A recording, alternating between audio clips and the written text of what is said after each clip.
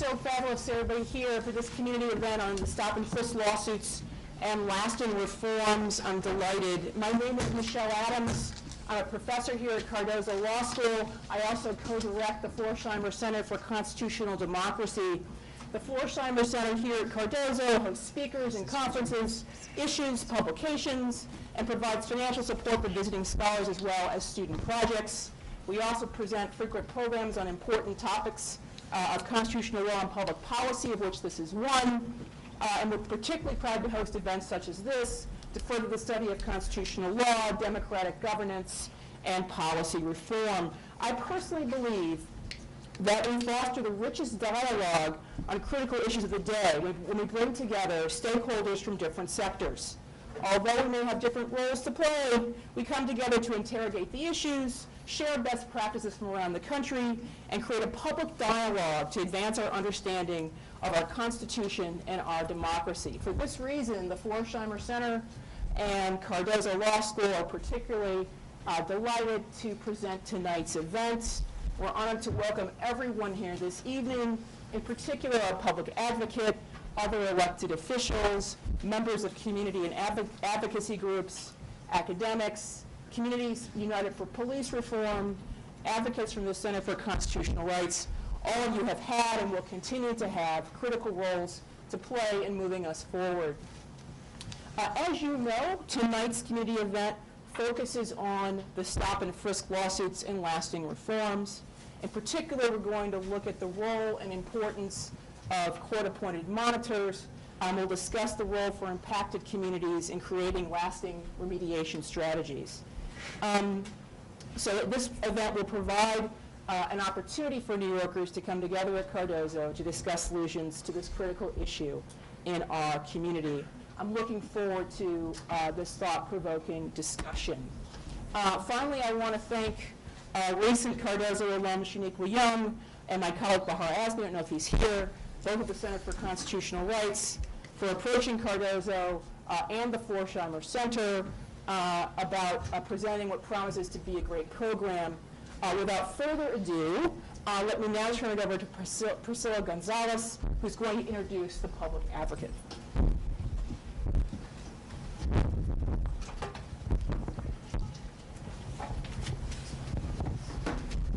Thank you so much. Oof. Okay. So my name is Priscilla Gonzalez, and I'm with Communities United for Police Reform. Before I get started, I'm just going to make one announcement about Spanish language interpretation. Si hay alguien que está aquí que necesita interpretación del inglés al español, tenemos un intérprete a la derecha acá al lado de la puerta. So thank you again for coming out tonight. The issue of Stop-and-Frisk, the lawsuits to address its discriminatory impact, and the ensuing reforms are of critical importance to us and to the communities that we represent. I have the great honor to introduce the public advocate, Letitia James. We're so fortunate to continue to work with her, who, in her capacity as City Council member, was a champion of the Community Safety Act, overriding Bloomberg's veto and passing the profiling ban and establishing an Inspector General for the NYPD. We're excited to continue to work together with Public Advocate James in her new role to ensure lasting reforms. So please join me in welcoming her.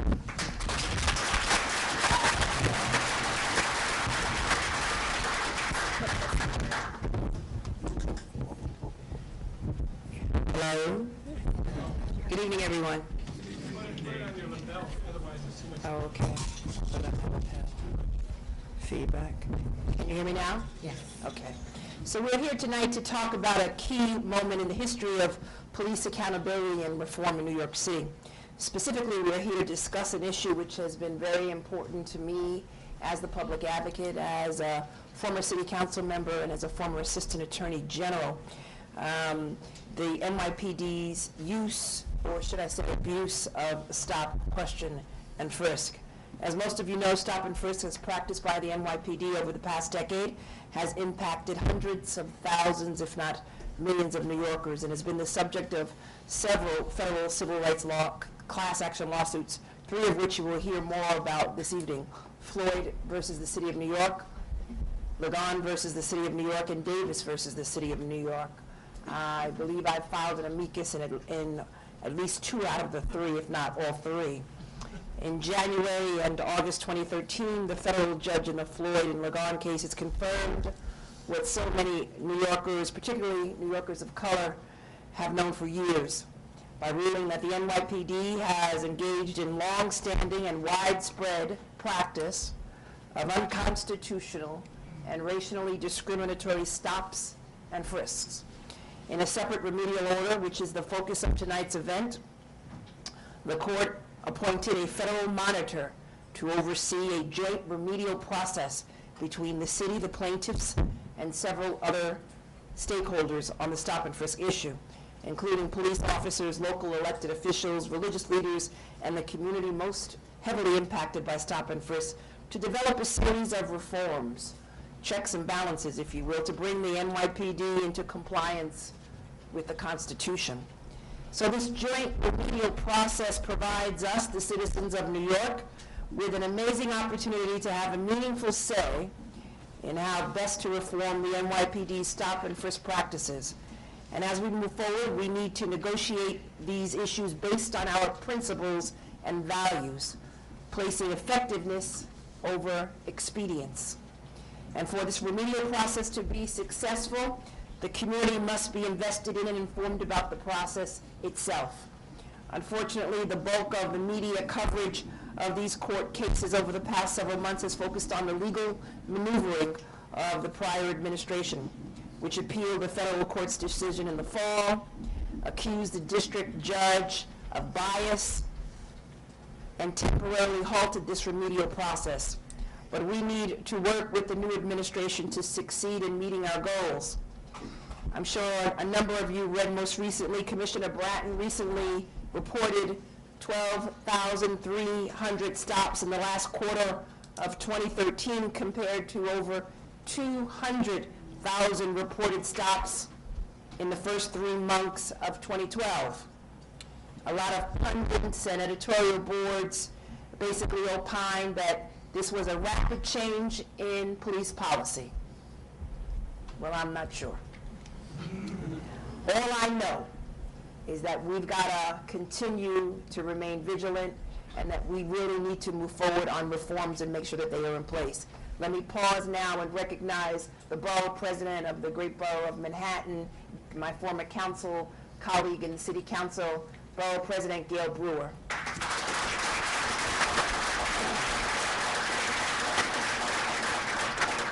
If someone could make sure that the borough president has a seat, that'd be appreciated. Okay. See, I know Gail, she'll yell at me tomorrow if I don't give her a seat. Our new mayor has, since taking office, reaffirmed his commitment to drop this appeal. And let's give him a round of applause. And he has reaffirmed his commitment to move forward with these long overdue reforms. So we hope that tonight's discussion will allow us to shift the focus back to the remedial process so that we, the citizens of New York, can get ready to hit the ground running when in the very near future the appeal is dropped and the joint remedial process begins. I look forward to working with you, as I'm sure my colleague is, as we begin the discussion and we move our city towards in a more progressive manner, consistent with our progressive agenda and with the elections, which basically was a mandate for change. Thank you very much.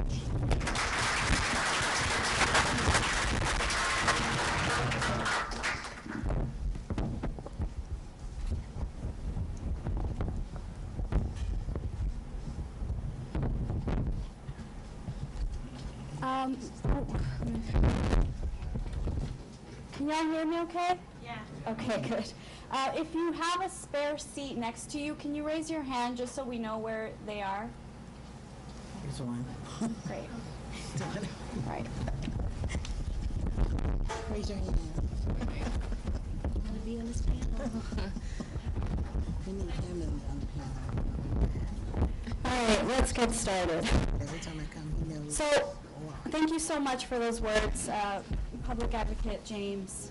A whole generation of New Yorkers, particularly in black and brown communities across the city, among LGBTQ residents, immigrants, public housing residents, Muslim communities, homeless New Yorkers, and others, have seen the police not as protectors, not as partners in safety, but as an institution to be feared. And seeking accountability from the NYPD is why we began our fight.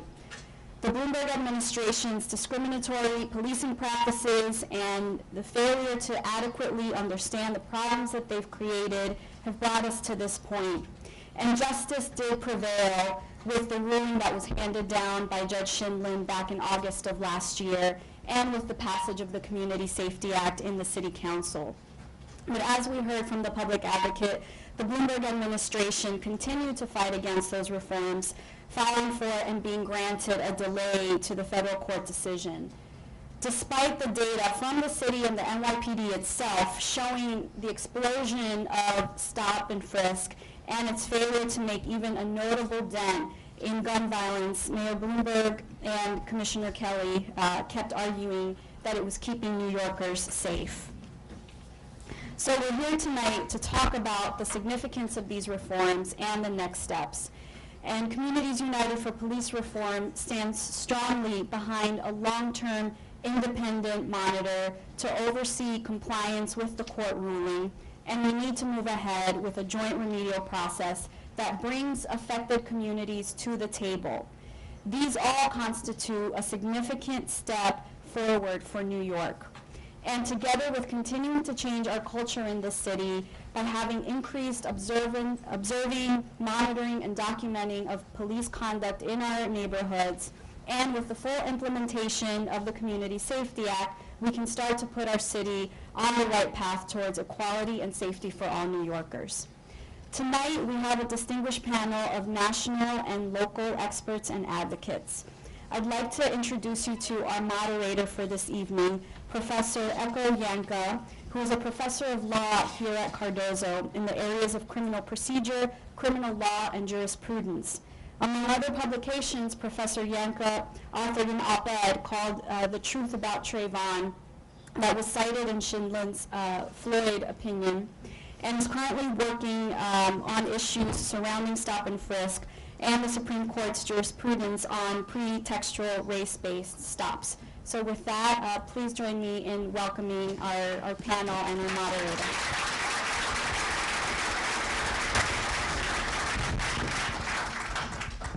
As soon as I get this mic unstuck from my scarf. Oh my goodness, this is what I was afraid of. It's a nice scarf, take your time. Okay.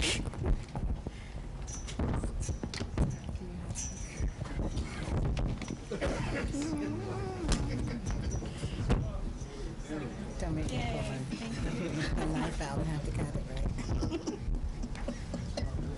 Can everybody hear me? Let me join the chorus of people welcoming you to our law school. We are particularly thrilled to have a terrific and impressive panel. Perhaps the only thing more thrilling than to have people who have done so much work and are so distinguished on the panel is to have such a broad array of people in our law school. And that's meaningful, I know, to my colleague, Professor Michelle Adams, and myself, as well as our former students, of whom we're very proud, because law schools ought not be the proverbial ivy towers. We don't want them to be silos away from the conversations about law, but rather they're places where the conversation about law has started and continued. And so it's a great pleasure for us to be able to host this conversation and to be led off by the public advocate and have such wonderful elected officials and others join us. I'm going to try to speak quite briefly, which, let me assure you, is not easy for a law professor, because my real job is to turn it over to the stars, our panelists today. As the public advocate mentioned, and as you are all obviously aware of, in the last year, Judge Schindlin ruled that New York's stop, question, and frisk policy, or put more precisely, the way in which it was implemented, was clearly a violation of the Fourth Amendment of the Constitution, and others actually, but most importantly, the Fourth Amendment in stopping people without reasonable suspicion. She pointed out that the city's argument that the stop and frisk policy could be justified was fundamentally flawed in many ways, but in the most basic way was that the city's basic argument was, because more crime happens here by people who might look like this, we should be able to stop them. And Judge Shinlin pointed out a very simple truth, which one forgets after your first stats course, if you've ever had to take one. Her point was simple. That argument assumes that the people you're stopping are criminals. It takes as its baseline the very point which is in question, which is whether or not the people you are stopping are people for whom there's reasonable suspicion to stop. And if your skin color is by itself the reason that you can be assumed to be a criminal, then everything else the city argues follows. But if we don't allow that unconstitutional premise, then none of what the city argued followed. And thus Judge Shinlin ruled not that New York City could not continue some form of active policing, but rather that policing on the basis of people's skin color when similarly situated people were not stopped and frisked was a clear violation of their constitutional rights.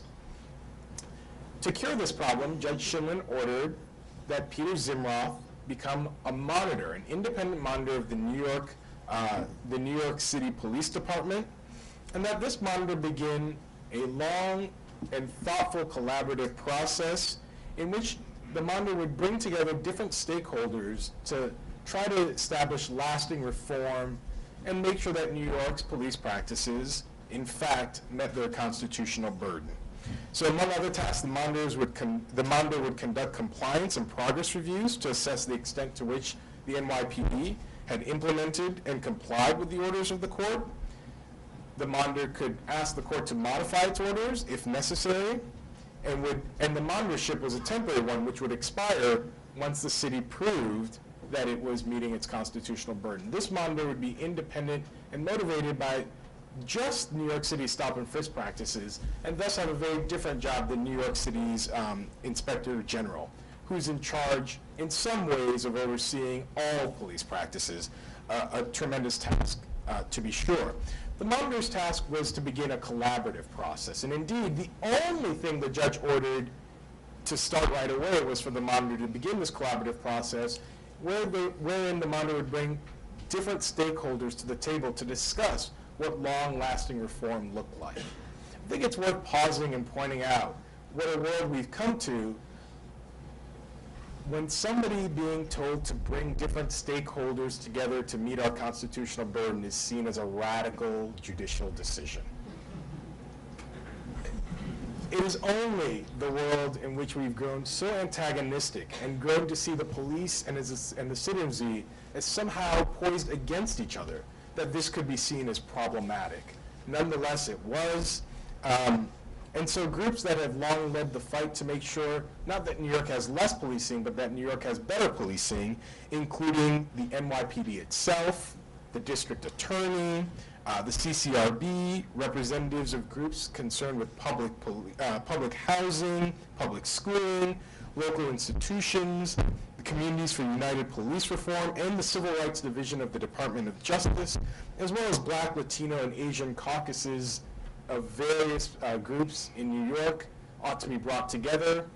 This was the only ruling that was the immediate effect of the judge's ruling. Despite that, the only thing that the judge ruled ought to happen immediately was the beginning of this long conversation. The Bloomberg administration appealed. Without getting into the boring details, you ought to know that a legal appeal has to argue, of this type, has to argue for an injunction. When it argues for an injunction, argues that there is an immediate and irreparable harm that will be committed if the order is not stayed. For some of us, whatever your feelings are about the Bloomberg administration, and for some people it's complicated, for some people it's not, it's a remarkable position for the administration to have taken, that this conversation itself would be immediate and irreversible harm. Now, in law school, we focus often on what this statute and that statute says, but those of us who live, as law professors do, occasionally have to, in the real world, realize that law is not, again, in a silo, and thus these conversations cut across many different places, and one of the most important places are not just appeals, but rather elections. And one of the ways in which New York addressed this question head-on was in its current election. So not just that the appeal would ultimately have a legal resolution, but rather New York City declared quite dramatically that at least as one of its primary issues, New York City would not continue its stop-and-frisk policy. And I take it that the reason this moment is so important is because this current administration has, by voice, told us that it will, in fact, refuse to continue stop-and-frisk policy as it occurs now as a violation of the Constitution. I'm just going to conclude by saying two things. What Judge Shinlin's decision said quite clearly was not that New York could not continue some version of activist policing. Indeed, the judge pointed out in some modesty that it's not her job to tell New York how it can police, except for that effectiveness in America can never violate our constitutional rights. The old saying is one you all know, the Franklin saying, those who would trade liberty for security deserve neither. The truth is those who would trade security for liberty get neither, and Judge Shinlin's decision reminded us in no unclear terms that New York City would not trade constitutional violations for those who scream from the mountaintops that crime will explode unless we were allowed to violate our constitutional rights. But just as importantly, and one of the reasons we're thrilled to have this panel in front of us, is that the conversation, when looked at more thoughtfully, shows that this is a false choice. Indeed, one of the shocking things about the appeal from the Bloomberg administration is the act as though a police monitor is an original, new, and radical step. Indeed, one of the things that's quite interesting is to see that police monitors have occurred time and time again in American history. They are not novel. They have met with remarkable success. For those of you who are interested in gruesome details, we happen to have a lot of them. It's more important to hear from the panelists. I'll just conclude by pointing out that it's well worth pointing out that time after time we have learned that police monitors, that having joint stakeholders come together to discuss the best ways to police has not only not led to increased crime, but has continued to drop crime in cities that were making progress, and most importantly, has done so in a way that has risen the legitimacy view of the police in the eyes of the citizens of those cities. That is to say, it turns out we can have both. It turns out we can police well. And to borrow Priscilla's words, the citizen need not view the police as an invading force. That being said, I'm thrilled to invite our panelists who have much better to tell us about their acts in various cities and states to fight reform and give lasting effect to Judge Shinlin's words. We'll start off with Jabril Torrey. Jabril Torrey is a member of the Malcolm X grassroots movement and a co-coordinator of the People's Self-Defense Campaign, which seeks to address police misconduct and abuse in central Brooklyn. Jabril became active on this issue after directly experiencing and witnessing the NYPD's selective stop and frisk firsthand. His work included conducting Know Your Rights workshops, as well as organizing Cop Watch, which is a volunteer-based organization aimed at observing and reducing illegal stop-and-frisk activity. Jabril was himself one of the plaintiffs in Daniels v. the City of New York, which is the predecessor of Floyd, and tonight he will contextualize the Floyd decision as part of a decade-long movement to help reform policing, and in particular, by directly involving affected community members. So I turn it over to Mr. Torrey. Thank you.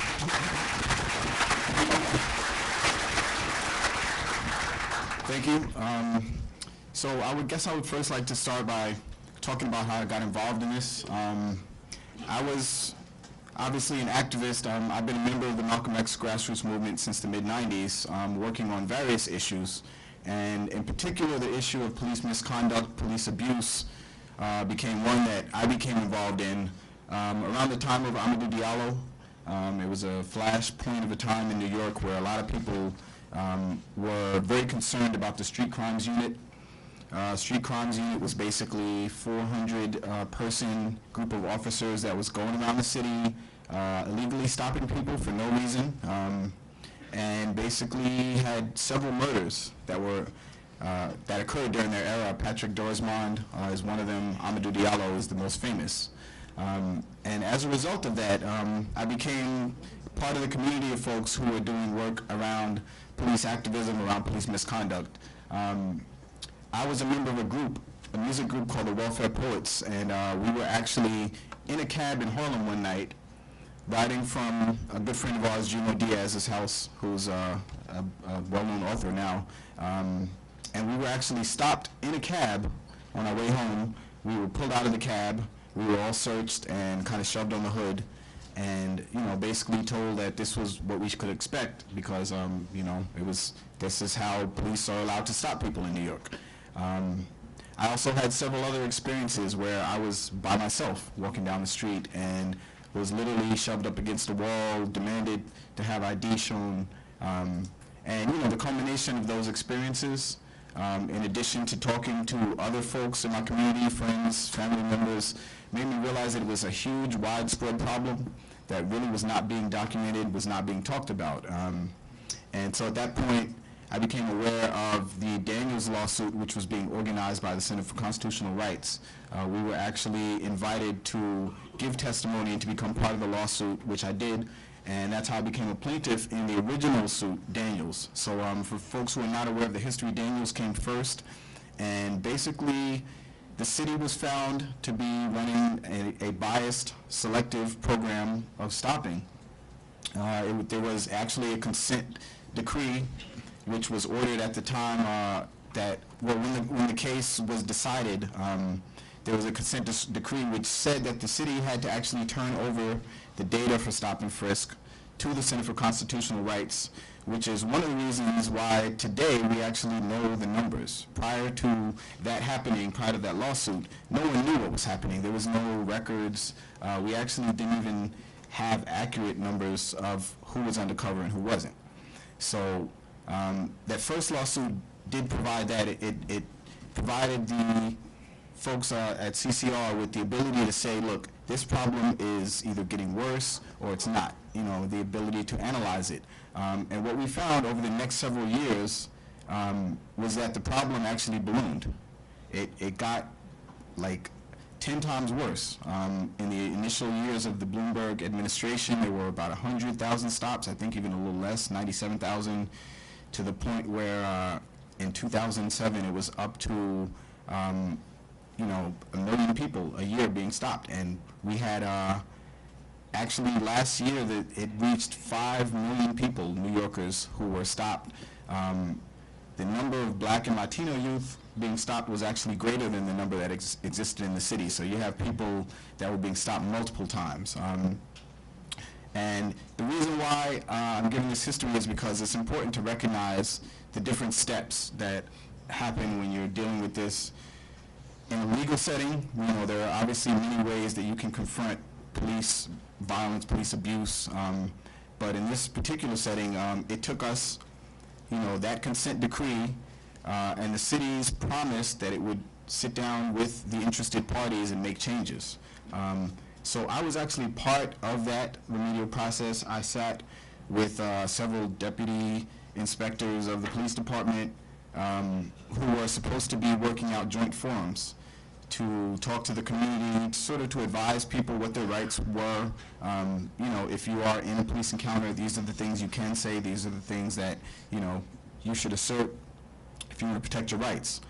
And I have to say that that process was not a very fruitful one. We had several meetings with the city.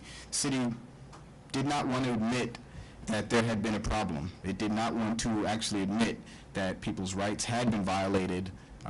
It was only willing to, give kind of a generic reading of what people's rights were without, any actual admission of what had taken place. And so the process really got stalled because of, complaints about language and things like that. And over the next couple of years, as the numbers escalated in Stop and Frisk up to the level that we've seen in the last few years, that was the ammunition that gave CCR the right to take them back to court for Floyd. And so my organization, Malcolm X Grassroots Movement, also worked on the Floyd case, and David Floyd is one of our members who actually was the named plaintiff in the Floyd lawsuit. Basically, the same issues were raised, that NYPD was running this selective, biased program of stop and frisk, and that it was constitutionally violating the rights of so many of its citizens. And as we all know, the judge came out and agreed with that, and this is why we're here today. We have this consent decree, which the important thing to know about the consent decree is that this is one of the few times in the history of New York that the citizens of New York would be allowed to sit at the table, would be allowed to discuss their concerns, and would be allowed to actually have some say in how their communities are policed. That's an important step, and it's something that we have to make sure that happens. The Bloomberg administration obviously had its reasons why it wanted to hold on to its legacy, and maybe not, be held accountable for the things that have been happening under its administration. But the reality is, this is a city that is incredibly diverse. I mean, just looking around the room, I look at the folks who I've organized with and the people who maybe I haven't, but this is a tremendously diverse city, and the police department of the city needs to respect that. It needs to understand that, Muslim communities operate in some ways, that Latino communities have certain traditions and actions, there are LGBT communities, and every community has its own needs, its own ways of being, and without understanding those, I think we're going to continue to see the same problems that we've seen in the past. The example I think of is what happened last week. We had the police were attempting to address the jaywalking issue up around 96th and Broadway, and as a result of trying to enforce this policy, instead of using other tools that they may have had, things became physical, and an 85-year-old man, I believe, was assaulted. A lot of people are familiar with this, what happened last week, and we have to look at the questions and the reasons why these things happen. In my opinion, a lot of it is cultural. There's a entrenched culture in the police department of authority, of zero tolerance to any questioning. And so when you have an individual like that gentleman who maybe doesn't understand what the police are ordering, or maybe questions what's happening, a lot of times they're met with, sometimes a violent response, sometimes an arrestable response, and those are the things that we're concerned about. The fact that differently abled people are treated different, and everyone doesn't have the same access to justice when there's, that kind of a standard. A quote I heard very recently is that if the only tool you believe you have is a hammer, everything starts to look like a nail. And I think that's very applicable to NYPD because, a lot of situations that don't need to be arrestable offenses have become arrestable offenses. There's been a lot of focus in the last year on the custodial arrests around marijuana and other smaller level misdemeanors, and we have to ask those questions. Why are people going to jail, for these small level things? Because ultimately these situations sometimes lead to individuals losing their lives. I'm working on several cases currently where folks were involved in very low level arrests and ended up losing their lives. And so I simply want to say that it's of critical importance that we be allowed to be at the table, that we be allowed to have our voices heard, and that this process moves forward and continues.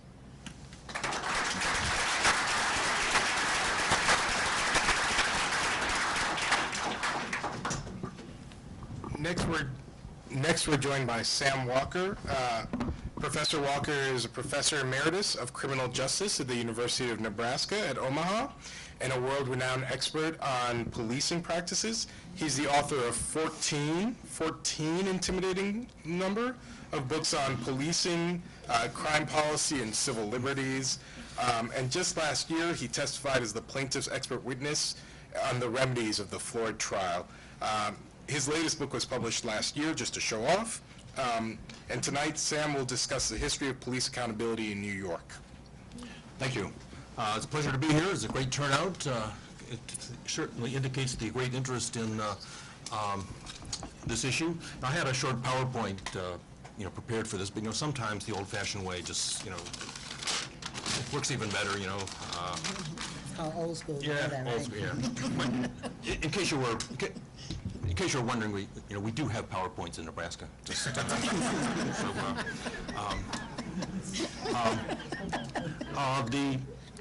and I was an expert witness last spring in the trial. I was the remedies expert.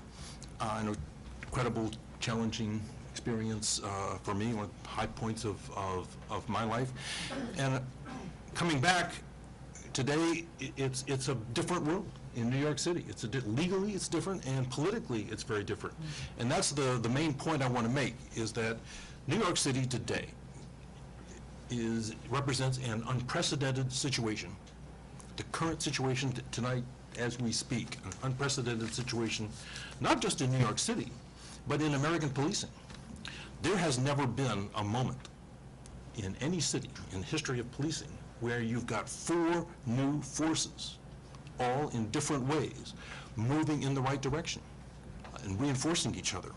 And they are the judge's order in the Floyd decision, the new mayor, who is committed to ending the abusive practices of the NYPD. He has appointed a police commissioner, it's the third factor, who is on the same page and will presumably carry out the mayor's orders. And then the new inspector general's position. That position actually happens to be one of my main areas of research, and I really want to commend past city council member and current city council member for passing that. Extremely important in terms of long-term reforms of the police department. Now, what this unprecedented situation creates are incredible opportunities, some major challenges, and some real dangers. The opportunities are to get some things done, to change the way New York City polices. My colleague here mentioned the word police culture. That's the heart of the issue. That is really it. And we can define it as simply saying, what do cops do on a day-to-day basis when they see somebody out there on the street? What do sergeants do day in and day out in terms of how they supervise? We're going to change that. And I think we have the opportunity, you have the opportunity to change that. And there are some challenges with this. One of the challenges is figuring how all these different moving parts fit together.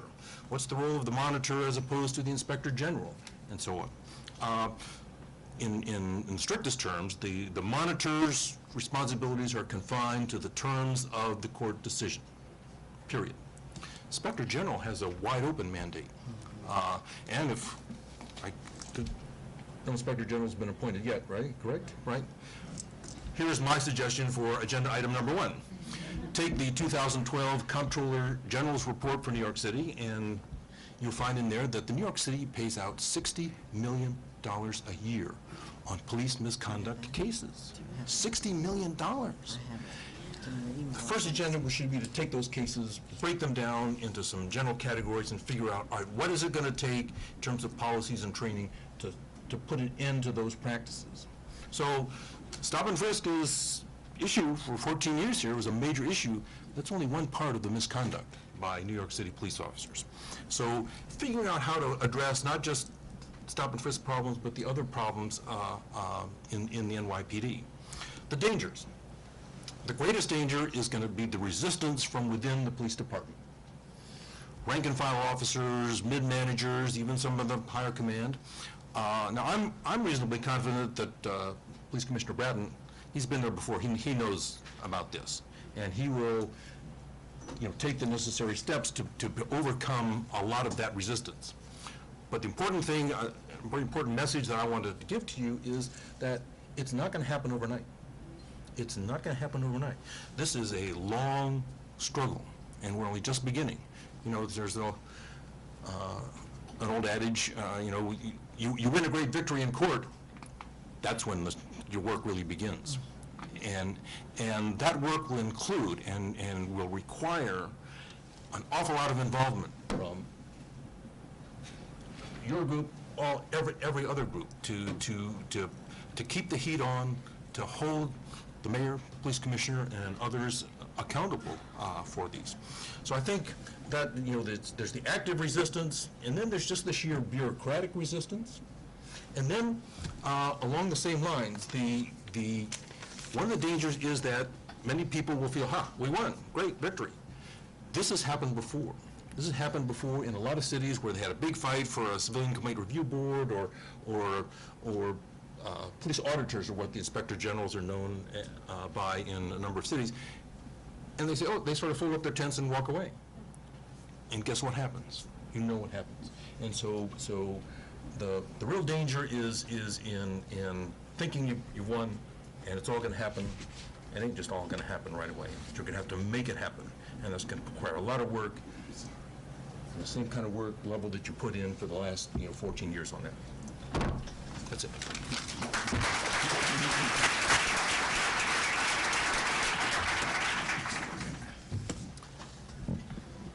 Joining us from Cincinnati is Iris Rowley. Iris has been involved in tremendous ways in the same sorts of fights we've had here in Cincinnati, starting from her sort of family heritage as a community activist. Her grandmother was a longtime Cincinnati activist. Iris founded Cincinnati's Black United Front, an organization dedicated to advancing economic, social, political, and racial equality in the greater Cincinnati community. After Cincinnati experienced 2 police shootings of black men, which resulted in the 13th and 14th murder of unarmed black men in 5 years, Iris began a process of collecting stories from the African American community in Cincinnati, which connected the Cincinnati Police Department's policies and procedures with biased policing.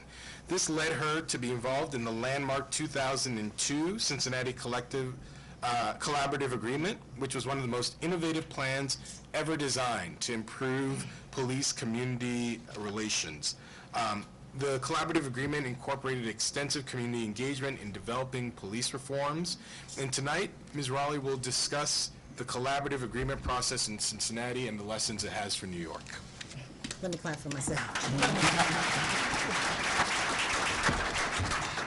I do that often because oftentimes when you're on the front line and you're fighting, you forget to celebrate and love who you are and love what you're doing. Oftentimes it becomes thankless, it is tireless, and it's a tremendous sacrifice that I believe most people don't even begin to understand. If you live like Iris Rowley, you live for change. And so I wake up every day with 1,000 different ways on how I'm going to change Cincinnati. But I really don't still consider it my home, and I just turned 50 and born and raised there. So we got to work on that. So let me take a step backwards. And so we're 13 years into our reform, and so there's a lot that I can tell you, a lot that has happened, and a lot that still needs to happen. But one of the things that I hear here that hasn't happened, I keep hearing committed to, the commitment has not been inked. It's like that insufficient check that Martin Luther King Jr. talked about that was written. It's insufficient funds. In order for reforms to happen, something has to be signed. It is up to you all in this room to hold everyone's feet to the fire to make sure that the access, the pathway to change occurs. If it doesn't come from you all, it's not going to come from them. You all get that? You with me? All right. So in 2000, 13 restaurants decided that they were going to close in the city of Cincinnati, in our small town down by the river. We are typically called the Up South. We're the gateway to the South. And they said they were going to close during Jazz Festival. Jazz Festival is a huge event that had been happening for 30 plus years in the city of Cincinnati, one of the highest revenue generators. And guess what? It's highly attended by African Americans. So 13 restaurants said, we're going to shut down because y'all steal, forks and spoons and salt and pepper shakers. Y'all don't tip. Just all these things that they collectively said. And we said, hell no. Not with my tax dollar that helped change the facade of your business will you shut down. They did, and so we fought them. But in between that fight with the restaurants, the 2 and 24, which our moderator talked about. And I'm going to talk about one, not because one is more important than the other, but I want to describe to you who Roger Owensby Jr. was. He was a veteran. He had served 3 tours of duty, one with his dad. He had been home 6 months before he was killed by the Cincinnati Police Department. And never once did they describe his service to this country. Never once did they talk about him raising his daughter. Never once did they talk about him serving his country with his father. They only described him as a person the police said looked like somebody else. Y'all with me still? This was on election day of 2000. So when we had 2 and 24, does that mean run? No, forget I'm black, and you hear stuff. Set off the alarm. Yeah, we don't be looking around. I'm not dying. So when we had those 2 and 24, the community, really cried out and said something must be done. They came to us and said, we want to give you all our blessings, figure out what to do. So we met with the community's blessings, we talked, and we decided that there were several cases already pending in federal court. We had a federal judge, Susan DeLotte, who had only been on the bench for 4 years, that said, if you guys can go out and prove that this is bigger than what we believe it is, then we will open it up for a class action. So in some instances, the Creator was on our side. So we did this in January. I don't know about the rest of y'all, but I hate cold. Y'all can tell I got 50 layers on in New York. And we had to do this in January of 2001. And so with the collection of those 400 plus stories, we learned how bad it really was. And if you've ever had to sit down across from people, if you ever had to sit down across from a grandfather, grandmother, mother, father, brother, sister, wife, cousin, or uncle, and they tell you about these stories of being policed in such a crazy and negative and violent way. And if you think about all that does to an individual, I have 3 sons and a husband. I used to have a male dog. I had to get rid of the dog. Too much testosterone in the house. But if you ever had to deal with someone who's been violated in that way, if you've ever had to deal with a young man that's ever been violated in that way, or a young woman that's been violated in that way, that you know that something has to be done. So when we collected those 400 stories, we sought out, so I'm hoping you all are following me, because this effort was not led by the NAACP. This effort wasn't led by attorneys. This effort was led by us. This effort was led by community people. And we said things must change. Now, did we know what that looked like, Darius? No, we didn't know what that looked like. Did we know that 13 years later that our officers would be walking around saying we don't police in that way, we don't do stop and frisk, we make sure that we do problem solving, that our Fraternal Order of Police president, who came here with us last year to talk to some of you all in this room, is a walking commercial for reform? Did we know that then? No, we did not, because it was not an easy task. But we stayed at the table, Professor. We did not leave. We chose the monitor. We chose the monitor. It wasn't just for the courts or the attorney. We sat and we reviewed everyone that applied for that gig. We had our eyes on it. Did we know what a monitor was supposed to do? No, but we learned. We learned on behalf of our community, and that we knew that things had to change.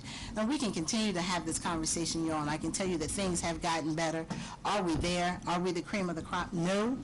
Many people look at Cincinnati. I think we're in the remedies section to use our model of policing, to use problem solving. But problem solving doesn't exclude citizens must be at the table to talk about what's going on, what that looks like. What do you want?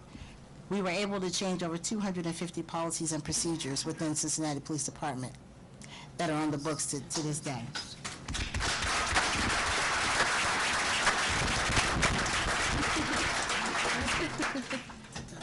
That's good. And finally, but certainly not least, we have Adelka Pimentel. Adelka is a youth organizer at Make the Road New York, an organization many of you know, and works with people ages 14 to 21 who constantly fall victim to New York's discriminatory policing practice. Make the Road is a member of the Communities for United Police Reform, one of the co-sponsors of tonight's organization. And at the age of 24, one of those people that make you wonder what you're doing with your time, Adelka has beaten many odds that were stacked against us. She was born into a Dominican Republic, in the DR, and immigrated to the U.S. when she was 2 years old with her pregnant mother. She's the first in her family to graduate high school and attend college.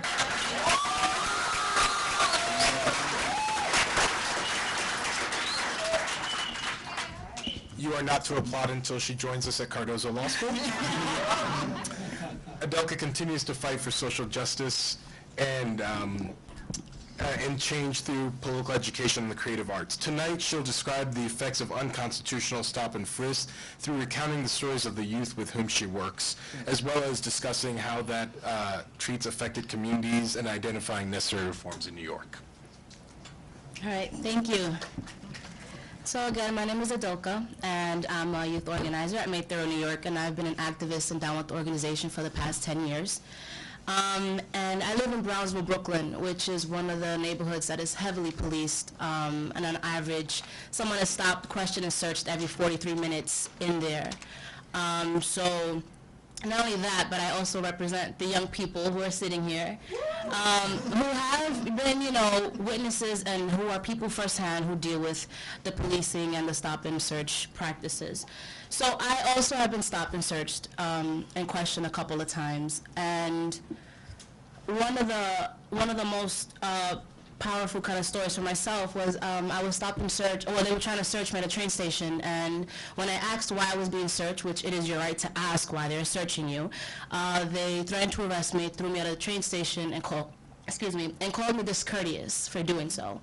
Now, in the line of work that I do, every week there is a new story of a young person who stopped and searched and humiliated in their communities, right? One of the most powerful stories that has come across is a 19-year-old youth member who's not with us tonight, but is an active leader in our work. He is 19, has been stopped over 100 times in his lifetime. Now, for those of you who have been stopped here, or many of you haven't been stopped, I want you to take a second and think about what being stopped 100 times in your life as a 19-year-old means, right? It's 100 times that you've been dehumanized, it's 100 times you've been criminalized and humiliated in the same communities that we live in, right? So I just want to take a second to read and quote Judge Sindlin said that the communities most affected by the NYPD's use of stop and frisk have a distinct perspective that is highly relevant to crafting effective reforms. Basically, we need members of the community and members who have been affected directly to be at the tables when we make decisions regarding police and the safety of our communities, right? So we also wanted to speak about, I wanted to speak about two pieces of something that we are trying to pass, and we need the de Blasio administration to do so. So the first one is reality that people are scared of cops, right? That's just the reality of it. And when we think about why they are, we think about the 86-year-old who was dragged across for jaywalking. So whether you're 11, you're 25, you're 86, there is no safety when you walk the streets with the NYPD, right? So basically, the first one is a consent to search. It would ask the police officers provide a document that proves that they were given the consent to search them, along with having probable cause. So what happens a lot, and what happens a lot to the young people that I work with, is they tell the cops that they do not consent and they're searched anyway, or sometimes they're tricked into incriminating themselves by taking their pockets out and saying, well, this is, I don't have anything, I do have anything, which again is illegal. Another thing is called the ID bill. Now, I, as well as your bro, run a lot of Know Your Right trainings in local schools and community centers and stuff like that. And the number one question that I get asked a lot is about how do we identify a police officer?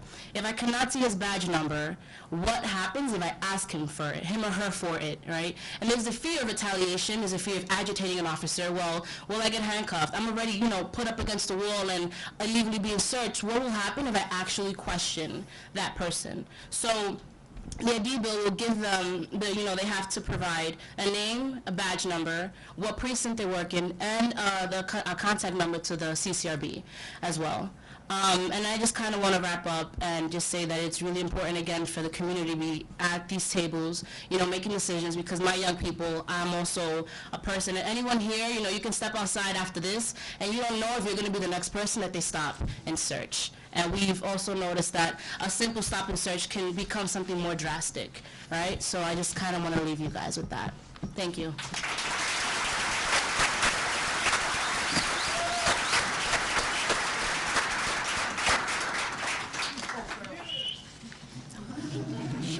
fan club. Right. That's the way you do it. Yeah, seriously. One of our great pleasures tonight is that we have the attorneys that have been involved in much of the litigation that has led to Judge Shinlin's, I'm trying not to use the word historic, but Judge Shinlin's remarkable decision.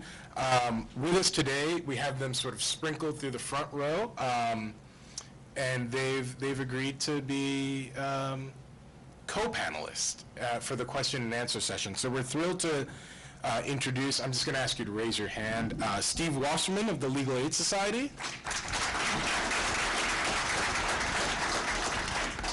And Jin-Hee Lee of the NAACP Legal Defense and Education Fund. And they were two of the lawyers that guided the city, guided the plaintiffs in Davis v. City of New York. We also have Roberto Concepcion of Latino Justice and the Puerto Rican Legal Defense and Education Fund, who is a lawyer in Ligon versus City of New York. And we have Darius Charney. Darius, you forgive me. We have Darius Charney, who is at the Center of Constitutional Rights, and he was one of the lawyers in Floyd v. City of New York. And they're happy to take questions. I'm tempted to start, but I've gotten to speak a lot, so let me first ask if there are questions in the audience. Otherwise, I'll start firing away and may not stop. Who's doing that? There are not a few. Yeah. Hi, thank you so much for this panel. I'm just wondering if any of the panelists will be trying to work on what they think to how long the remedial process will take.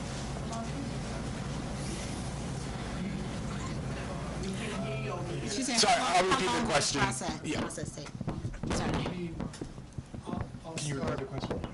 The question was how long the remedial process will take. And first, I also want to recognize a couple of my other team members. Shanique will be in one of them, who was introduced earlier, but people did not mention she was also one of the lawyers on the case, and Jonathan Moore, who's sitting right over there, was another attorney on the case. I'm going to say a little bit, but then I also want to hear from particularly Iris and Sam on this issue. I think it's going to take a while. The judge in her decision said initially, at least 6 to 9 months, but that's just to, I think, really sit down and hear from the stakeholders. Then, you actually have to craft the remedies, and then the other important piece is actually the monitoring phase to make sure the remedies are actually implemented and taking effect. And so it can take, it can take several years, which is why I think what Sam and Iris talked about, you can't say, okay, everything's good, we can go home. You got to stick with it. But I want to hear more from them about how long these kinds of things take. So in the front end, it took 18 months for the crafting of and getting people who was going to be at the table. We invited the FOP to be at the table, which I think is pretty historic in itself. And so that took 18 months, but the federal oversight and monitoring was for 5 years. To add to that, in all but a couple of cases, Pittsburgh was one, the others all took longer than 5 years. The department had not implemented all the reforms at the end of 5 years. But again, I think when a judge finally decides that, yes, the NYPD has met all the terms of Judge Shinlin's decision, and the monitor goes away, the consent decree, the order goes away, the judge goes away, that's when the battle begins. That's right. That's when that's when the real danger of slippage and sliding back into the same old ways, and that's when you really have to be vigilant. Well, Darius, let me say this, and to what the professor's saying, we saw that we weren't getting enough response from CPD and its administration, so we were getting ready to file a breach. And because the federal judge said somebody could potentially go to jail, and wasn't going to be us, but we would have loved to see. Yeah, he had a blue uniform, didn't Right, he? right. So, and plus we had a city manager that embraced what we were doing around reforms, which was another historic piece. But when you get lulled, and I believe we were lulled to sleep, we had a city manager for 8 years, and now he's gone, and we have a different city manager. So these are some things that you have to watch out for down the road. other hands? I have one here. Yeah. I want to ask the panel, what will be the difference between this commission, the NAP and Molding Commission, and why should we expect a different outcome? And also, I need to ask a question I haven't heard from any of the panelists about personal liability, which I think is a critical piece of any kind of reform. The police need to be held personally responsible for their actions. You know, not the police department, you know, but the police themselves, right? And the panelists, the last two panelists spoke on the importance of the community being involved. In none of these past commissions have the community been involved. And that's essentially what we're having is some political appointees moderating for the community. The community should not only be involved, but they should have the strongest voice on any commission or any remedy that has to do with police. And as far as the police being stakeholders, they are not stakeholders.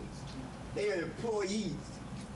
They are our servants, not our masters. And they have turned that relationship upside down. And most of them don't even come from the communities that are most impacted. So why are they sitting at the table anyhow? They need to just wait for us to finish and make decisions, and when we finish with our decisions, we'll give them their order. So can I go first? They're not our equals. So, They're not our equals and have no place at the table. okay, so let me answer your question, Barbara. Since I just turned 50, I selectively forget stuff, so I don't want to forget anything that you said. The difference with this, and I don't live here. I live in Cincinnati. So the difference with what we did in Cincinnati is that we were committed to make it happen. So the difference should be you. The difference should be you and those who look like you, to make sure that this time it's done better than the last time. You asked why were police invited? Because we gave up our right to protect and patrol our communities. And until we determine and or decide that that's what we're going to do, the police have the job. I'd rather engage them, let them know that I am a tax-paying citizen, so I pay you, you're absolutely right. You're a servant, you're a peace officer, but it's also my duty to sit down and design what that looks like. What that looks like. It's time out for allowing them to just do it on their own. So if you're not at the table, you're not going to get any of the change that you see. And then the other, and this is an inside conversation. You know, our grandmothers used to say some conversations for in-house and then outside. But the inside conversation is, until we determine that we're going to patrol and protect in our own communities, then somebody's got to do it. And then whomever that gets that job, you need to be at the table to tell them how you think it should be done, and it should be done in a constitutional manner and not just willy-nilly based on what they've learned and what they've been taught are their lives. So now I forgot what else you said because I really wanted to say that. I agree with you 100%. Your answer was very much. So that's why we invited them to sit at our table. But just very quickly, to the first part of your question, how is this different from the Knapp Commission in 1970 and the Mullen Commission? Those are what we call blue ribbon commissions. They have no force. The judge's order is a judicial order.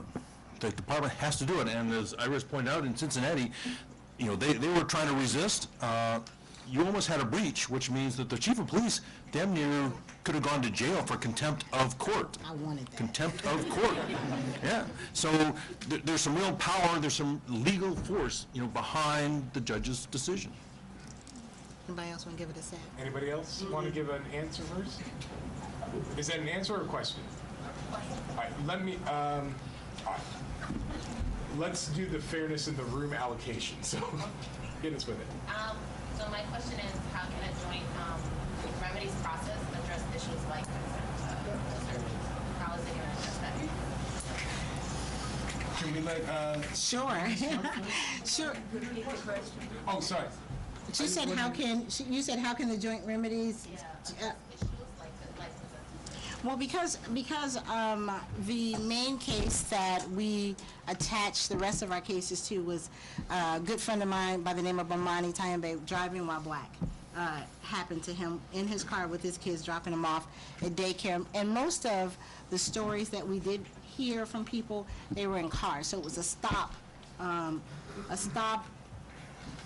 someone in their car, police stopping them, that turned deadly, right? So because of that, we created the contact cards. We created a whole host of things. You'd be surprised what people don't read. I don't know what's going on. Y'all must have smart people in New York, because nobody read what we were writing, what our attorneys were writing up for us. So we did the contact cards. We did a lot of things inside of this agreement, not only in the collaborative agreement, but the memorandum of agreement with the city and the Department of Justice as well. They both intertwine. So that agreement addresses all of the policies and procedures. The collaborative, the beauty of the collaborative, gave the community the pathway and the access to talk to police and to determine how the police were going to police this community. So there are a whole host of things that the attorneys can write up to address the concerns that you have. I wonder if Adelka and Jabril can discuss this a bit, since your work is as much every day with... So I was just wondering if two of our other panelists could address this, particularly because those of us who teach law know that there's a huge gap between your rights as memorialized in some distant world and what happens when you're actually on the hood of a car being faced with a police officer. And I know you both teach Know Your Rights workshops. So what you thought about consent workshops and that? Well, I mean, I obviously think it's absolutely important that police officers have to identify themselves. It's a huge problem in the neighborhood I live. Recently, I had a reporter from the Daily News ask me about undercover vehicles that have their license plates folded in half, and he said, "Is this something that's true?" I mean, it sounded like he'd never heard of it before, and in Bed-Stuy, where I live, that's something you see every day. You see a police car with its license plate folded over. Being out on cop watch, I've actually seen cops with tape over their badges. I've seen cops misidentify themselves and give a false name. So the issue of identifying yourself is critical.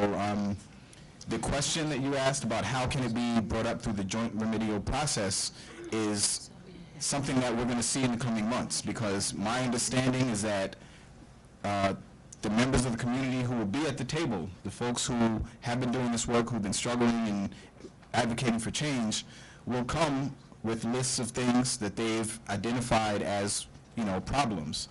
And the city has a responsibility to sit down and to address those things. So it really, like was said before, it's up to us to maintain a firm stance on certain things that we know are problems. Like if you live in New York and you've been in these communities, you sort of know what the issues are. I mean, you've seen the dynamic play itself out, and so we have to make sure that when we do have the opportunity to say, okay, what can we change, that we say the right things, and I think that involves all of us being vocal, joining organizations, supporting these efforts.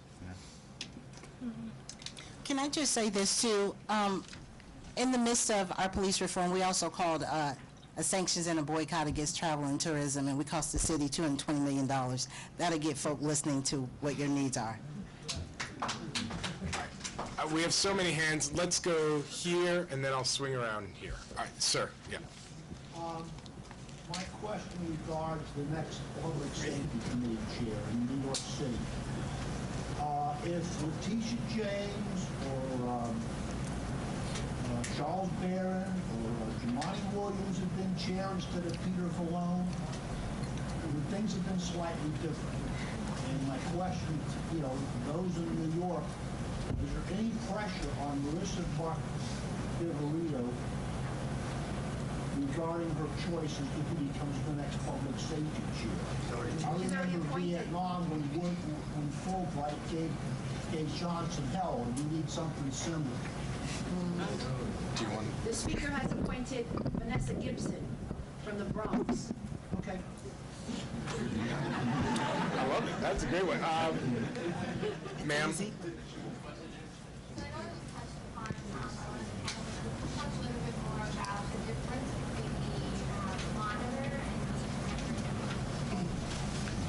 Yeah, the the monitor's job is confined to the four corners of the judge's order. That's it. You can't stray outside that. The Inspector General has an unlimited mandate, can pick and choose, and actually that there should be some kind of process for making suggestions. I already made mine on that in terms of what are the issues that the Inspector General can look at. So, for example, in LA County, years ago, they had a very aggressive canine unit. No controls over it. They had like a find and bite policy. They find you, dog bites you. Whereas the professional standard is find and bark. They're supposed to bark and then and so on. They changed those policies, and the number of people bitten by LA County sheriff's dogs went down 90%, 90%. So there are all these little almost think of as housekeeping items, but they're huge, human relations, social justice issues that the Inspector General can take on at his or her own initiative.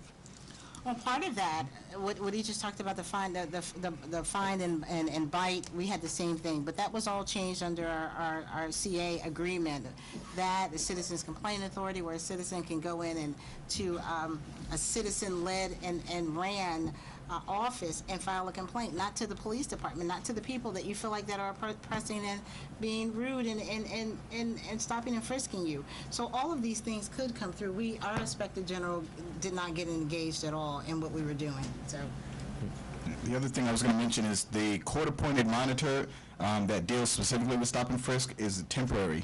So it's not something that's going to be existing in the city past when they make their recommendations and that process is concluded, whereas the Inspector General is something that is a permanent oversight for the NYPD, which is, and folks should also know that almost every other city agency has an Inspector General, so the idea that it's something, crazy or out of the loop is really, it's not true. It's very common, actually. Let's go, sir. Yes, he really should be on the panel. I'm Gene Rice from District Home. I was wondering, why is it, I was hoping that someone from the U.S. Department of Justice would be here, because my question is kind of national. I was wondering, why is it that the only police departments that have a problem with adhering to the Terry v. Ohio mandate is municipalities that have a great concentration of people of color? I'm wondering, what does that mean? And then, with respect to the Civilian Complaint Review Board, if it really has to live up to its name, I think we should do something about the way we compose it, because if the mayor has 5 choices and he chooses a police commissioner that has 3 choices, to me 5 and 3 is 8, and if there's only 12 seats, that does not constitute a Civilian Complaint Review Board. Thank you. Thank you.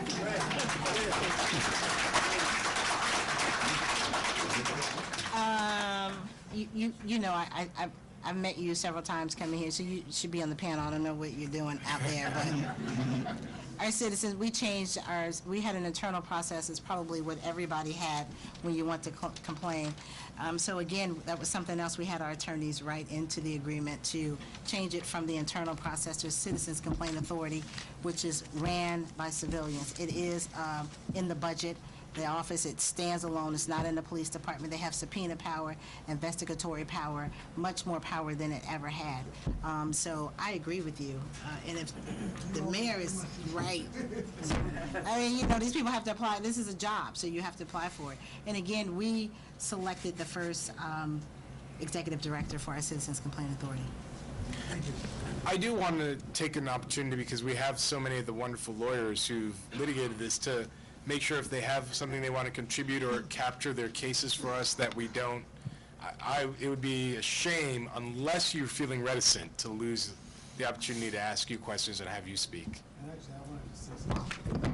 I'm not going to speak about my case anymore, but just so everybody knows the difference between the 3 cases, they're very related because they challenge stop and frisk different aspects of it, but the Ragon case is focused on stop and frisk activity in what are called trespass affidavit buildings, which are privately owned buildings in New York that actually I guess the police department acts as like a security force for the landlords. And similarly, the Davis case is a case that challenges stop and arrest practices by the police department in public housing, in New York City Housing Authority buildings. And, you know, those are some of the, I think, the worst practices, the most extreme abusive stop and frisk practices you really see in those environments. So, again, that's those cases, these are lawyers who litigate those cases, so, you know, you definitely should feel free to ask them about what's going on in those cases, because that's a very important part of this issue.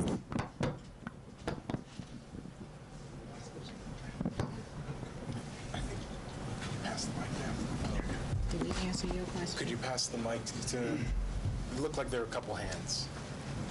Did either of you want to speak before we steal the mic away?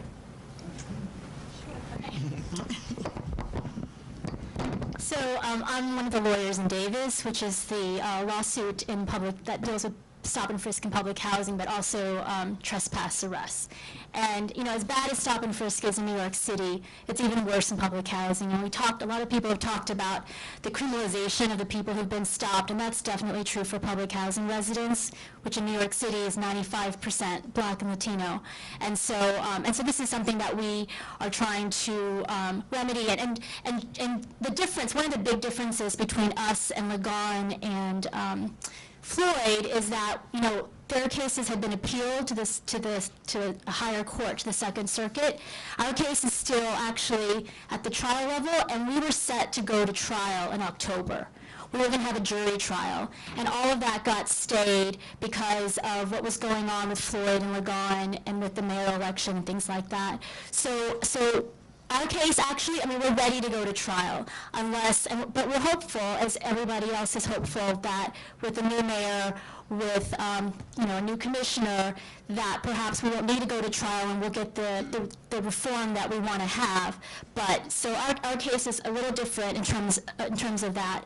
But I also want to just echo what everybody else has said. I mean, as a lawyer, I think having a forum like this is so incredibly important because, you know, litigation is a frustrating process. It's long, it's tedious, and it's limited. Because as lawyers, we're limited by what claims we file in court. You know, and the remedies that we're seeking is very limited in terms of that.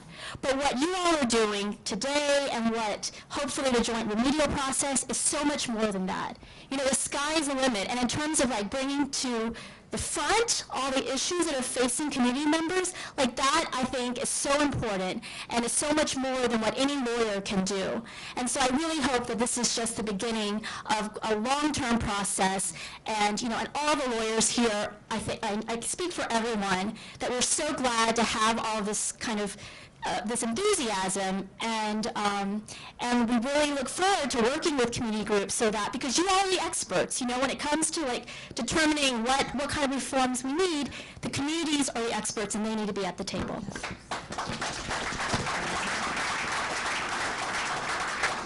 Just very quickly before we open up to some more questions, as Darius mentioned earlier, I'm one of the attorneys on Ligon versus City of New York, which challenges the stop and frisk practices inside and around trespass affidavit program buildings. In the Bronx, instead of trespass affidavit program, it's known as Operation Clean Halls. And a lot of the panelists here shared some of their own personal stories, some of the stories that they've witnessed or observed or been told. And so I just wanted to share one of the stories of our own clients, because I think that it really reinforces the importance of the narrative. And I think that's really what's driving everything that's been happening in the city of New York. So one of our clients, he was 17 years old at the time, African American. He was about to have a meal with his mother and his two brothers. And his mother asked him to go downstairs to get some ketchup to go along with their dinner. And so he walked down. Because the police always, or even the society or the media, always like to make you down and whatever reform. And sometimes girls are lost, kind of promise to go in public places. Some girls kind of, a lot of promise to trail for different facts. Everybody knows. And for real women or born like this, sometimes the people discrimination all the time. I can understand all, most of the girls like me and my girlfriend and all the ones in the street, the bruised and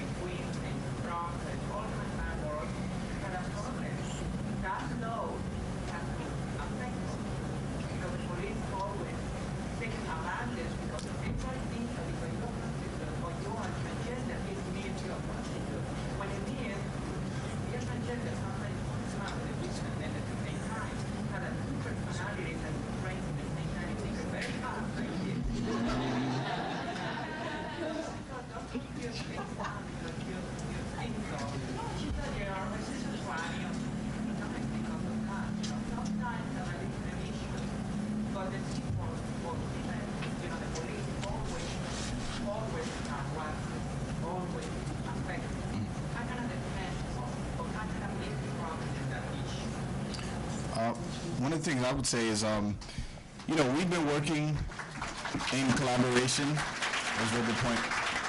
We've been working together in a coalition with many different organizations from different backgrounds. And so some of those organizations come from South Asian communities, some of them come from LGBT communities, and we become aware of the different ways that people have been targeted. Part of that is just through educating each other.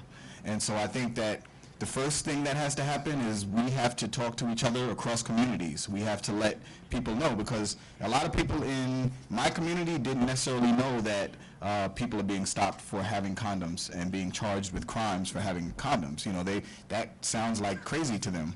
And so we have to make sure that that knowledge is shared. But on top of that, it's important that people join organizations. You know, like I was part of a group called CAP-B, which is Coalition Against Police Brutality. That was the group started by Richie Perez, which actually initiated the Stop-and-Frisk lawsuit.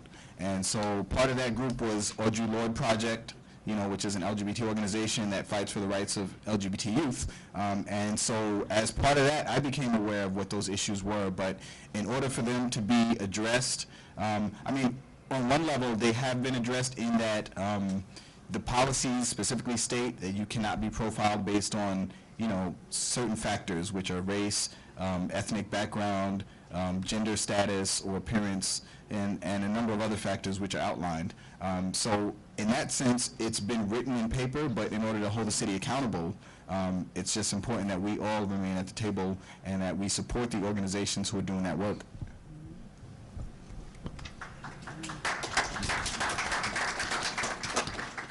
My name is Scott Kaplan. I'm the Police Misconduct and Corruption Officer of the Jim Owls Liberal Democratic Club, and I volunteer with the Police Reform Organizing Project of the Urban Justice Center. I'd like to ask about two specific policy changes.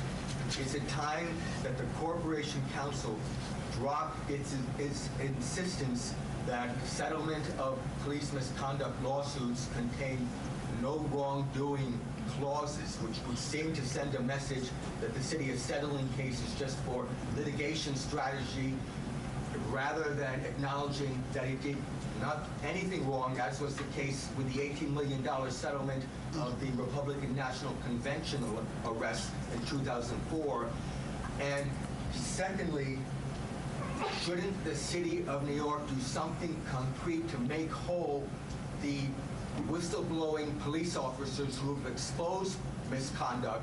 For example, Adrian Stolcraft, who secretly taped orders of commanders in Bedford-Stuy, Brooklyn, that were the subject of multiple cover stories in the Village Voice, and was suspended without pay for many years as a multi-million-dollar lawsuit against the city, and was taken by the NYPD and held against his will in a mental wing of a hospital.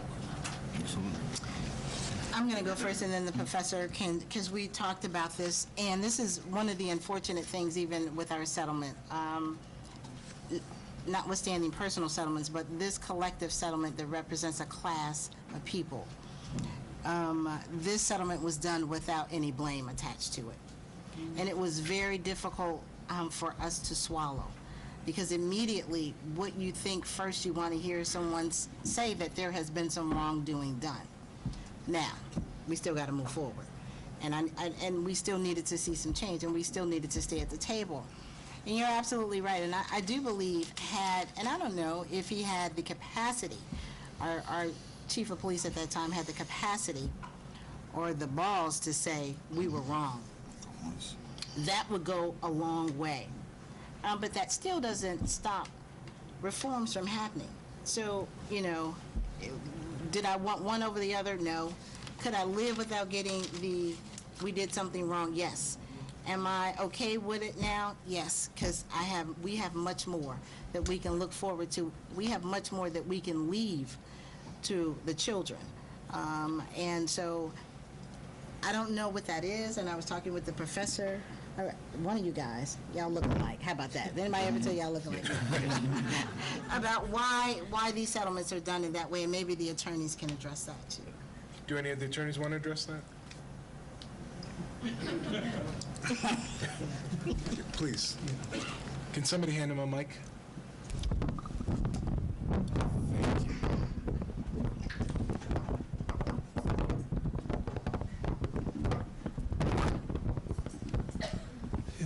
Look, that is, I think, one of the most disappointing aspects of any settlement. I mean, it's really in the nature of what we do that people are not going to achieve the kind of moral vindication, which we really hope for and which we would wish for in other situations. I mean, all of the relief. I mean, all of the, all of the change that we're going to see is basically going to be prospective. I think. I mean, we really have not yet, I think, arrived at a place where we really can hope to see, any sort of retributive justice. I mean, for some of the wrong that's been done. I'm sorry. I wish I could say something more hopeful along those lines, but that's the reality.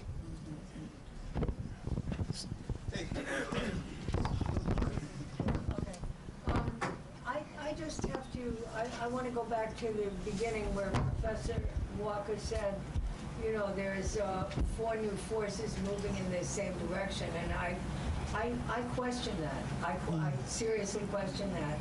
You said the judge, the mayor, the police commissioner, the new mayor committed to this issue, and that the police commissioner is on the same page. And I don't think the police commissioner is on the same page. I mean, the police commissioner is the architect of the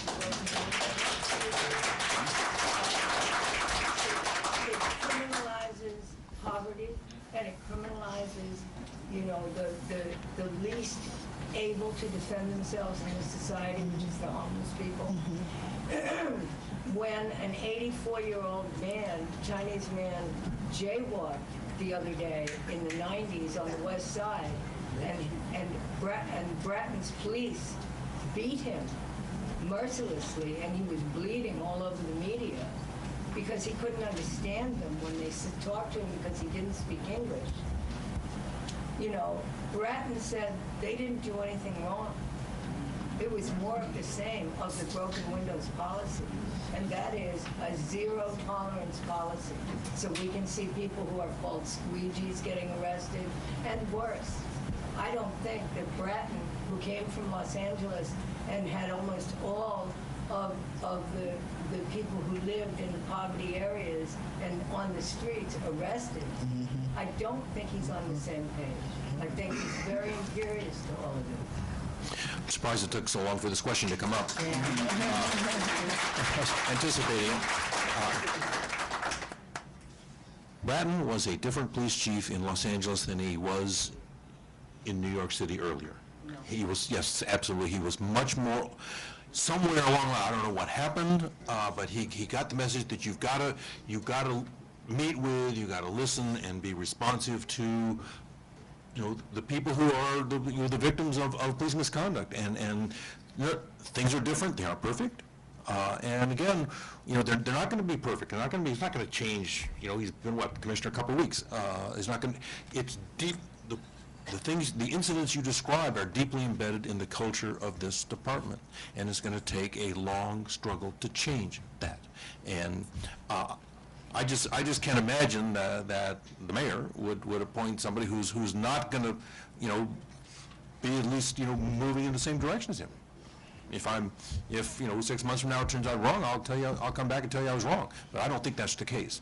He was a different commissioner. He I don't know whether he saw the light, but he saw some light, and I'm guardedly optimistic. It sounds like wishful thinking. It is not.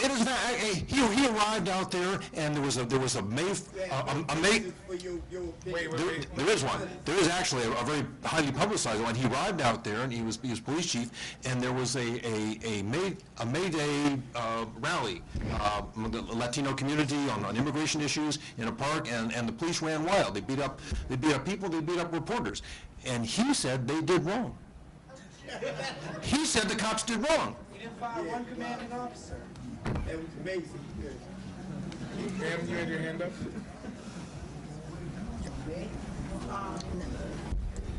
Got some people in the back.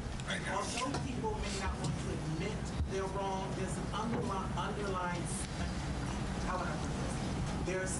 They're saying they're wrong by admitting there's need for change. That's the way I see it. That's right. You're admitting if you have to change something, that means it's not working. If you stick with it, that means it is working. Right. So by them admitting, at least it is a need for change. They may not outright say that they're wrong, but because you're willing to change it, you know it's not working. So, I was going to ask earlier about how you feel about cameras being posted on either the car of because I know they do that when they have traffic stops. It's all recorded. I think that's a great idea. I think they should implement it. Whether they're going to spend their money or not to do it, I don't know, because the city's always crying it doesn't have any money. But then Cuomo said there's a surplus of money out there now. So I think that's something they should use the money towards. It will not only cover their butts, but it will cover ours as well. Then they can't do as much wrong as they were doing before. In my neighborhood, I've seen in recent time, I've seen 6 stop-and-frisk where they involve a group of guys that were just hanging out, and the police rolled up on them and just started searching them. I didn't want to stop and take video or anything because I was scared of the retaliation from them myself. But I've seen it, and it's an ugly thing. It's a horrible thing to experience. And I think that there should be some accountability, but I doubt very highly if they're going to hold anybody accountable for anything that they're doing wrong, especially when it comes to the police. Now, I haven't heard anything in the media, and I read the Daily News, the Times, and everything about de Blasio. He has not made mention yet of him when he's going to actually put forth the appeal that was put in place to Do you go to council meetings? I haven't heard him say anything about it at all. I think the key to all this is that we don't know the future. The role of us as activists, people who've been involved in crying out for change, is to stay involved. I mean, to me, that's the one clear thing that I've heard tonight, is that this is not over. This struggle did not start 10 years ago. Police brutality existed a long time before Bloomberg came into office even. And the reality is, we don't know what's going to happen tomorrow. We don't know what Bratton is going to do. We don't know what any city official is going to do, to be honest. So the only thing we can control is ourselves. And I think it's just important that we maintain a commitment to seeing people treated fairly. You know, the reality is that this is about people walking down the street with peace. You know, like 2 weeks ago I saw a guy at 3 in the morning just being stopped for no reason. A van of police officers came over, you know, started messing with him, started asking him questions. That is the problem. The fact that you cannot walk down the street in certain communities without suspicion of being a criminal and certain other people can is the crux of the problem. And there's no one politician in city government right now who's going to end that. Plan C. We got to end it. We have to end it. Talk to me later.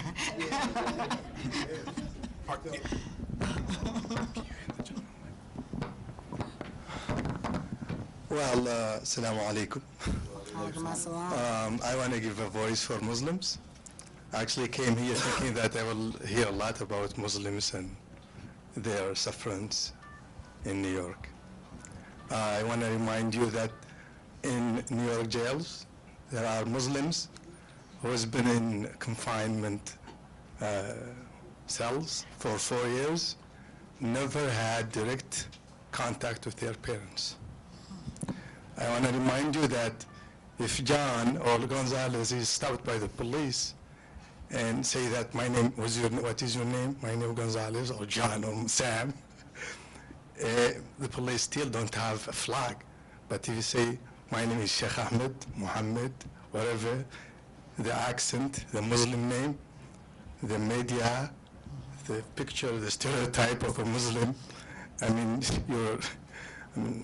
you know what will happen. So I was, I didn't know how there's a panel about law enforcement in New York and there is no Muslim voice. And I don't know how Americans had the whistleblower strategy or tool, and they stayed quiet about the NYPD surveillance program. You can't have a face here, right, and locally, I don't stop, I don't frisk citizens, but on the other side, I can survey mosques. These as a guy, what is his name, Kelly? He described all mosques as places of terrorism or whatever, and they had the right to go to any Muslim. And I mean, it's very emotional. So if you can let the NYPD, law enforcement in New York, freely do whatever they want to do because of the international noise about terrorism and problems between the United States and the Muslim world, do anything they want to do to Muslims, then what do you think? They can't be, I mean, it's one department. And if you can change, how can you change the NYPD and you give free hands to FBI, for example? Well, it's not connected. One of the things that I mentioned earlier is that we have, I forget the total number of organizations that are part of CPR, but they're from all different communities. One of the organizations is Arab Americans of New York, who several members are here. And we've done a lot of work trying to support the lawsuit that was filed against NYPD. You know, for folks who are not aware, there was an actual lawsuit filed. And I'm not sure if documents have been turned over, but I know that there was, you know, the strong request for documents, and we were able to find out basically how extensive this program was. Not only did they target mosques in New York, they went to New Jersey, they went upstate New York, and they were at colleges, they were at Yale University. So everybody, every group that's part of CPR has joined together, and I forget how many actions we've had talking about that specific issue of profiling, but that is the crux of the issue, because you're talking about a community that is very easy in the post 9/11, you know, environment to say, hey, we need to check these people. It's very easy for them to make an argument to people who don't think about these things that, oh, you know, why wouldn't we look into the mosques? And so it's all of us have to come together and say, no, we can't accept that. You know, if a person is an innocent member of the community and has not committed a crime, it is unacceptable for you to search them, to profile them, to send agents. And we've consistently said that, you know, it probably didn't come out as much in our discussion tonight because we were talking about the remedies, but that is a crucial issue for us, yes. Yeah, I kind of, I'm sorry. No, I was going to say, and if that is one of the larger lessons to learn, is that there is more in common between groups than not. And because we want to be the owners of victimhood, we, you know, I'm a black woman, so, you know, y'all did us wrong more than you did someone else wrong. So instead of coming together collectively, because our LGBT community split up, because the black folk wanted to support the black folk around racial profiling, and the other LGBT community said we don't want to get involved in that, and so they split up. But we did include it, part of our class lessons does say all others, but because African Americans, whether you were gay, straight, single parent, Muslim, Christian, Hebrew, it didn't matter to us. You were covered. But we're not New York, we're Cincinnati. You guys are. I just kind of wanted to speak on a personal note. I think if we created a panel with everyone who's a target by the NYPD, we'd run out of space, you know. Just because there isn't someone here representing the Muslim community doesn't mean that we've forgotten, right? Like, I'm going to just piggyback on Jabril and say that it's definitely one of the communities we talk about when we come together as a group, you know, as well with the LGBT, you know, the young community, the Latino community, the African American community, you know, and it's just want to put out there, we haven't forgot about anybody, because our struggles are all the same, you know, so just wanted to put that out. Yeah, there are other groups we haven't mentioned. There are gender issues. The Justice Department investigation of the New Orleans Police Department, a horrible place, it involves a whole section on gender issues in the inadequate investigation of sexual assault allegations and domestic violence allegations. So there's that. The Justice Department investigation of the Portland, Oregon Police Department is entirely related to people with mental health issues. and how quickly the Portland, Oregon police officers turned to physical force and use of tasers and so on. And so we could go on. You're right. There are a lot of groups who are the victims of police misconduct. And I hope. Did you want to say something? Yes, I did.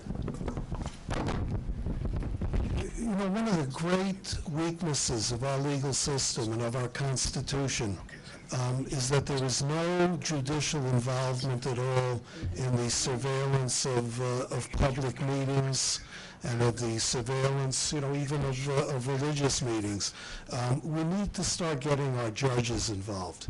I mean, the law right now with respect to the attendance of, you know, the covert surveillance of religious services and public meetings is that it's decided at a high level. There are two police chiefs operating in collaboration with a civilian that's selected by the police chiefs. I mean, what we really need is a warrant process for covert surveillance of religious meetings. We need to get the judges involved. It has never happened in American history, but we really will not see the end to that type of bigotry until we have judges involved in that process. You've been waiting a while, sir? Thank you. I don't have a question, it's more of a statement. Listening to our discussions here, I hear a lot of complaints about different communities. And my biggest thing is, most of these communities that have the biggest complaint are the ones that's not involved in the criminal justice system. And I'm not talking about from the outside and people that get arrested and going up there to support your family. I'm talking about jury notification. 50 years ago, prosecutors was dismissing these communities off the jury completely. Now, 50 years later, these communities are dismissing themselves off the jury. So, if your biggest complaint is the criminal justice system, why are we not involved more so in the criminal justice system from the inside out? Now, I say this with full disclosure because I'm a victim of police action. I spent 22 years in jail for a crime I didn't commit. Innocent supervisors affiliated with Cardozo Law School. I'm also a client. I was a client for Innocence Project. 7 years ago, I was released after 22 years.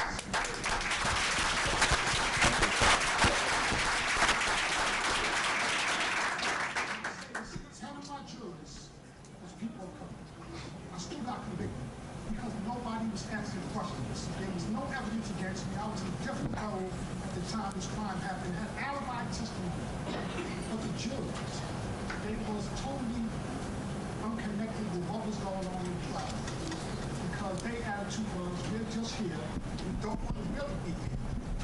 So we're just going to go along with what the department says. And it was straight up line. So I asked the question again, how can we get our communities more involved in the criminal justice system from the inside out? That's a good question. I'll take one. You know, and maybe this will also serve as our closing remarks, though following that is not, that it's intimidating. There have been a bunch of cases over the last few years. The Zimmerman case was probably the headliner, but, you know, it was a week, the Zimmerman case. To your point, we also had the Supreme Court strike down the Voting Rights Act, which is not perfectly connected, but it was the same week, and it was a week of despondence for lots of people, but in particular in this building. It was a tough week. It was a tough week as a lot of my law students, particularly law students of color, approached me and said, "Why?" I mean, if I'm just going to put it bluntly, they were sort of, "Why should we bother? Why do we do this? Why do we bother?" And the one thing I could say to them is, tough weeks are not reasons to quit. Tough weeks are reasons why you remember why you came here in the first place. Tough weeks are when lawyers show their class. And that's what I said to young lawyers. But what I've taken away from this panel and what I hear over and over is that in our most difficult times is when we redouble our efforts. It's when we get plan B and C and D and the appropriate heat and anger and fury. That's the fuel that we use to refocus our energies and keep working together. I think, you know, these tough weeks, these opportunities, this moment in New York, it's when we redouble our efforts. It's when we have the chance to do something special. And I think we've had some people up here who show us how it's been done and how it can be done, and we ought to thank them for their time.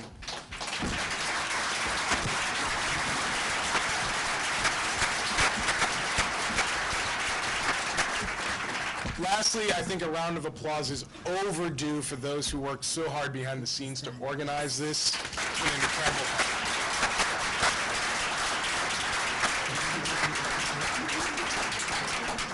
And thank you all for coming.